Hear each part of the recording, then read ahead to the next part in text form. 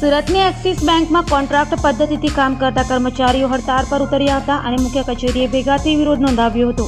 સુરતની એક્સિસ બેંકમાં કોન્ટ્રાક્ટથી કામ કરતા કર્મચારીઓએ હડતાળ પાડી હતી. શહેરની તમામ એક્સિસ બેંકની બ્રાન્ચમાં કામ કરતા પટાવાળાઓ દ્વારા હડતાળ પડાઈ હતી અને આશરે 200થી વધુ પટાવાળાઓ દ્વારા બેંકની મુખ્ય બ્રાન્ચ પર ભેગા થઈ નારેબાજી કરી હતી અને કર્મચારીઓ દ્વારા પગાર વધારાની માંગ કરી હતી.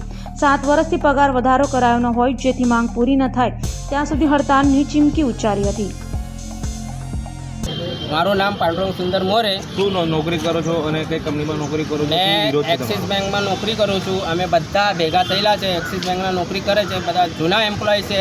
છેલ્લે 15 વર્ષથી કામ કરે છે, પણ અમારું પણ છેલ્લે 7 વર્ષથી પગારમાં 1 રૂપિયાનો વધારો નહીં કર્યું. બરાબર, હડતાલ ચાલે છે. એના માટે અમે 4-5 વર્ષથી અરજી આપેલી છે.